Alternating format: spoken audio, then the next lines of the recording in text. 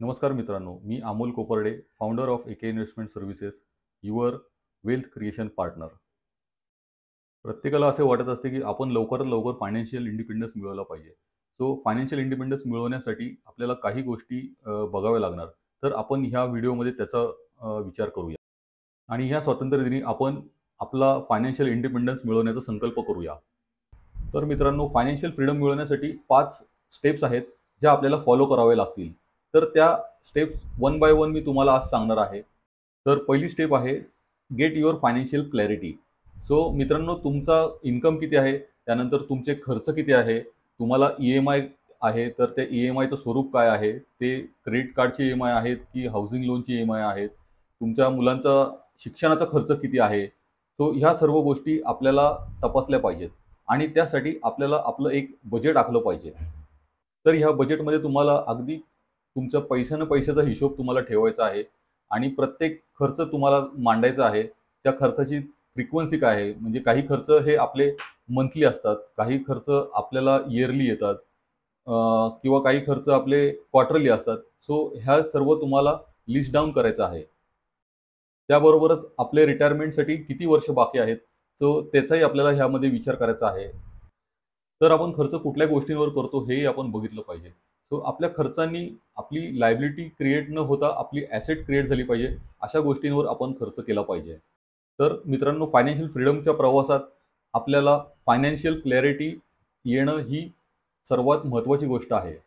Second step आहे repayment of your loan.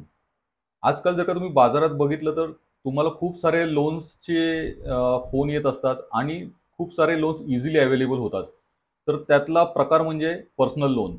So शक्यतो personal loan हे तुम्ही जर का घेतलंच असेल तर ते लवकरात लवकर रिपेमेंट करण्याचं बघावे. कारण की पर्सनल लोन किंवा क्रेडिट कार्ड लोन्स ह्याचा इंटरेस्ट रेट जर का तुम्ही बघितला तर तो खूप जास्त असतो. कधी-कधी तो 15%, 18%, 30% सुद्धा असू शकतो. सो शक्यतो हे लोन तुम्ही जास्त वेळ कंटिन्यू करता त्याचं लवकरात लवकर रिपेमेंट करावं. तिसरी स्टेप आहे क्रिएट युअर इमर्जन्सी फंड.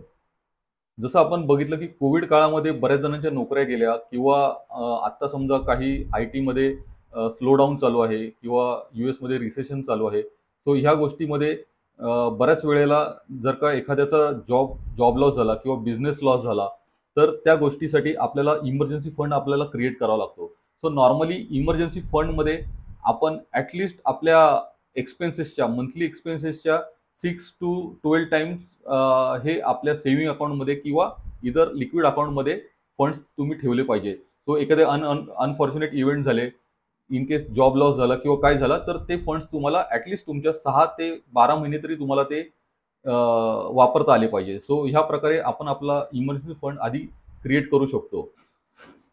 तर तुम्हाला इमर्जन्सी फंड बिल्ड करायचा असेल तर तुम्ही लिक्विड म्युच्युअल फंड हा ऑप्शन देखील वापरू शकता. लिक्विड म्युच्युअल फंडचे रिटर्न्स हे FDच्या रिटर्न्स प्रमाणेच असतात किंवा त्याहून 1% कमी असतात. पण ह्याच्यामध्ये सर्वात महत्त्वाची गोष्ट म्हणजे हे तुम्ही कधीही लिक्विडेट करू शकता, जेणेकरून तुमच्या अकाउंटला 2 दिवसात पैसे येऊ शकतात. So having enough emergency fund is very important in your financial independence journey. तर मित्रांनो, फायनान्शियल फ्रीडम अचीव्ह करण्यामधली 4थी स्टेप आहे स्टार्ट युअर इन्व्हेस्टमेंट्स. तर आपण छोट्या-छोट्या अमाउंटपासून इन्व्हेस्टमेंटला सुरुवात केली पाहिजे. इनिशियली तुम्ही 10%, 15%, 20% तुमच्या नेट इन्कमच्या सेव्हिंगला सुरुवात करा. आपण नोकरी करून तर पैसे कमवतोच, पण जीवनात एक वेळ अशी आली पाहिजे की आपल्याला आपल्या इन्व्हेस्टमेंटमधनं आपली पॅसिव्ह इन्कम चालू झाली पाहिजे.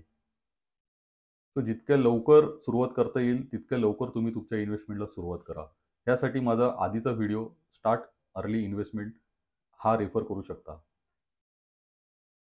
फायनान्शियल फ्रीडममधली 5वी स्टेप आहे इन्क्रीज युअर इन्व्हेस्टमेंट्स रेग्युलरली. जसं की आपला पगार दरवर्षी वाढत असतो, त्याप्रमाणे आपण आपली इन्व्हेस्टमेंटसुद्धा दरवर्षी वाढवली पाहिजे. जेणेकरून आपल्याला एक चांगला कॉर्पस तयार करता आला पाहिजे. तर मित्रांनो, तुम्ही फायनान्शियल इंडिपेंडन्स मिळवण्यासाठी मी सांगितलेल्या 5 गोष्टी फॉलो करा आणि आपली फायनान्शियल इंडिपेंडन्स मिळवण्याच्या जर्नीला सुरुवात करा. धन्यवाद. अशा इतर गोष्टी समजून घेण्यासाठी खाली दिलेल्या नंबरवर आम्हाला कॉल करा. तसेच माझा YouTube चॅनलला सबस्क्राईब करा आणि वेबसाईटला भेट द्या. धन्यवाद.